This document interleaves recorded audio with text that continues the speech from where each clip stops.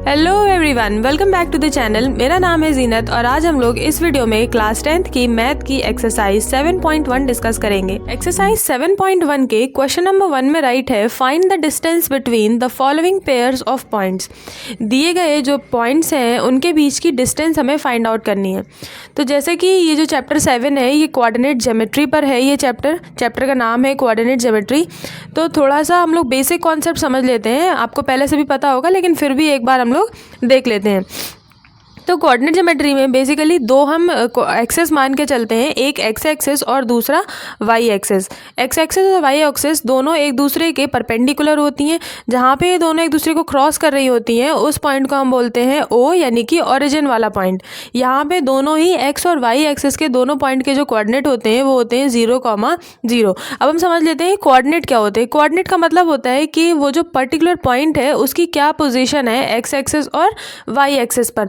तो जैसे यहाँ पे हम देखें तो यहाँ से शुरुआत हो रही है एक्स एक्सिस की, तो ये तो 0 होगा, और यहीं से वाई एक्सिस की शुरुआत हो रही है तो वाई भी क्या होगा, 0 होगा।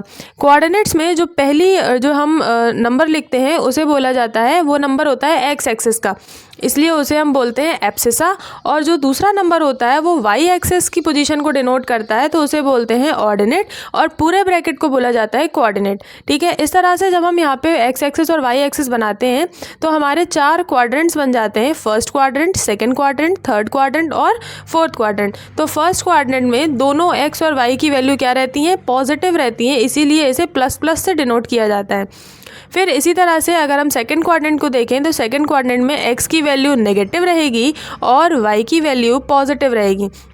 थर्ड क्वाड्रेंट में एक्स की वैल्यू भी नेगेटिव रहेगी और वाई की वैल्यू भी नेगेटिव रहेगी। लेकिन फोर्थ क्वाड्रेंट में हमारे पास एक्स जो है वो प्लस में हो जाएगा और वाई जो है वो माइनस में हो जाएगा। आप देख रहे होंगे मैंने चारों क्वाड्रेंट्स में सबसे पहले एक्स की ही बात की है, क्योंकि जो ये कोऑर्डिनेट होते हैं उसमें हम पहले एक्स की वैल्यू राइट करते हैं और फिर वाई की वैल्यू राइट करते हैं। इसी तरह से हमारा जो गिवन क्वेश्चन है जिसमें कि आ जा रहा है कि दो पॉइंट्स के बीच की हमें डिस्टेंस फाइंड आउट करनी है, तो यहाँ पे हमें कोऑर्डिनेट्स दिए हुए हैं पॉइंट्स के, यानी ये एक्स की वैल्यू है, ये वाई की है, ये एक्स की वैल्यू है और ये वाई की है। ये पर्टिकुलर पॉइंट की एक्स वाई की वैल्यू है और ये दूसरे पॉइंट की एक्स वाई की वैल्यू है। तो चलिए अब डिस्टेंस फाइंड आउट कर लेते हैं। तो डिस्टेंस के लिए हमारी एनसीईआरटी में डिस्टेंस का एक फॉर्मूला दिया गया है जो कि है distance d is equal to under root x2 minus x1 का whole square plus y2 minus y1 का होल स्क्वायर। सिंपली हमें बस इसमें वैल्यू डिनोट करनी है।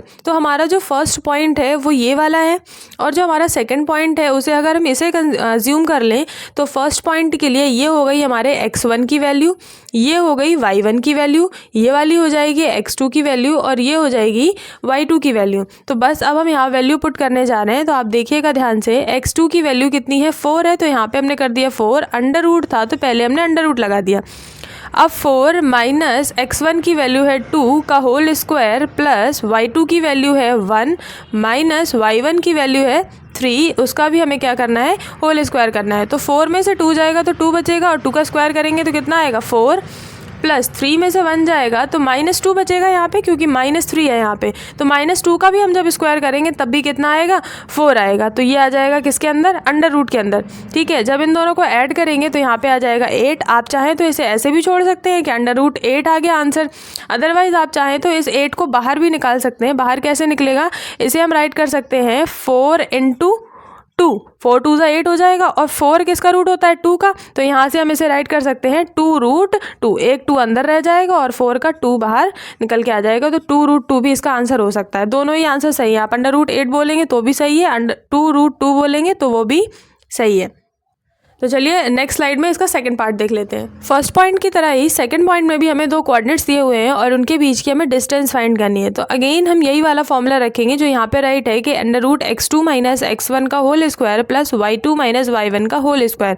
अब अगर हम इसे फर्स्ट पॉइंट अज्यूम करें और इसे सेकेंड पॉइंट अज्यूम करें तो ये हो जाएगी हमारे x1 की वैल्यू और ये है y1 की वैल्यू, क्योंकि पहला कोऑर्डिनेट जो होता है वो x का होता है और दूसरा नंबर जो होता है वो y को डिनोट करता है। इसी तरह से यहाँ पे हो जाएगा x2 और y2। तो ये हमें मिल गए हमारे x1 y1 और x2 y2। अब हम यहाँ पे फॉर्मूला दोबारा से नहीं राइट करें, डायरेक्ट वैल्यू रखते हैं।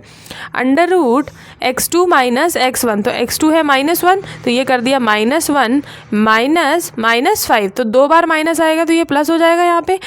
और ब्रैकेट में होल स्क्वायर, उसके बाद प्लस ब्रैकेट में y2 माइनस y1, तो y2 कितना है 3 माइनस यहाँ पे क्या आ गया y1 7 का होल स्क्वायर। तो इसे जब सॉल्व करेंगे तो 5 में से 1 जाएगा, कितना बचेगा 4 का स्क्वायर कितना हो जाएगा 16, प्लस इसी तरह से यहाँ पे देखेंगे 7 में से 3 जाएगा तो 4 बचेगा, लेकिन -4 बचेगा, -4 का स्क्वायर करेंगे तब भी प्लस का ही 16 आएगा।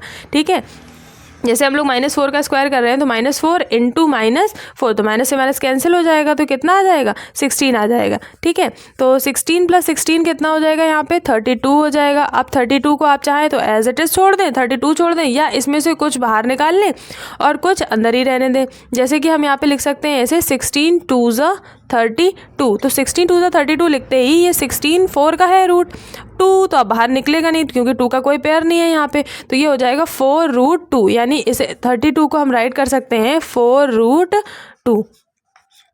तो ये भी आंसर सही है और ये भी आंसर सही है। तो चलिए अब नेक्स्ट स्लाइड में हम इसका थर्ड एंड लास्ट पार्ट देख लेते हैं। फर्स्ट के थर्ड पार्ट में जो कोऑर्डिनेट दिए गए हैं वो है a, b और दूसरा कोऑर्डिनेट है -a, -b। तो चलिए फॉर्मूला रिकॉल करते हैं। फॉर्मूला क्या था हमारा कि डिस्टेंस d = √x2 - x1 का whole square plus y2 - y1 का होल स्क्वायर। तो अब वैल्यू रखते हैं हम लोग। ये फर्स्ट कोऑर्डिनेट है तो ये हो गई x1 की वैल्यू, ये y1 है, ये वाला x2 है और ये y2 है। यहाँ पे क्योंकि नंबर्स नहीं है यहाँ पे तो वेरिएबल्स हैं, तो वेरिएबल के टर्म में ही रहेगा आंसर हमारा। तो x2 की वैल्यू कितनी है -a, तो यहाँ पे कर दिया हमने -a, x1 की वैल्यू a है तो ये वाला माइनस यहाँ आ गया और a की a आ गई का होल स्क्वायर, और ऊपर हमने लगा दिया √ उसके बाद y2 की वैल्यू है b, तो प्लस का साइन लगा के हमने y2 की वैल्यू कर दी -b था तो -b राइट कर दिया। उसके बाद अगेन माइनस लगाया और y1 की वैल्यू कितनी है प्लस का b है तो यहाँ पे रख दिया हमने, और उसका होल स्क्वायर भी है। तो फिर यहाँ पे जो हमने देखा तो -a और -a ऐड हो जाएगा तो कितना आएगा -2a का हम स्क्वायर कराएंगे तो यहाँ पे आ जाएगा 2 2 ज़र 4 और a स्क्वायर, 2 का स्क्वायर 4 हो जाएगा और a का स्क्वायर a स्क्वायर हो जाएगा। ठीक है, और माइनस का साइन प्लस में हो गया क्योंकि हमने स्क्वायर कर दिया तो मल्टीप्लाई करने से माइनस कैंसिल हो जाएगा। इसी तरह से यहाँ पे भी जब हम -b को ऐड करेंगे तो -2 भी आएगा और फिर जब इसका स्क्वायर करेंगे तो हो जाएगा 4b स्क्वायर, तो ये हो गया √ के अंदर। उसके बाद 4a स्क्वायर और 4b स्क्वायर में आप देखेंगे कि आपको 4 कॉमन नज़र आ रहा है, तो यहाँ से आंसर में हो जाएगा 4 ब्रैकेट में a square plus b square और ये √ के अंदर। तो आप चाहें तो आंसर को ऐसे ही रहने दें या आप चाहें तो 4 को बाहर निकाल सकते हैं, तो ये हो जाएगा 2 √a square plus b square. ये भी आंसर सही है, दोनों ही आंसर्स हमारे करेक्ट हो जाएंगे। आई होप आपको ये क्वेश्चन समझ में आया होगा। आज की वीडियो में बस इतना ही, मिलते हैं हम लोग नेक्स्ट वीडियो में। तब तक के लिए वीडियो को लाइक कीजिए और चैनल को सब्सक्राइब कीजिए। Thank you so much for watching.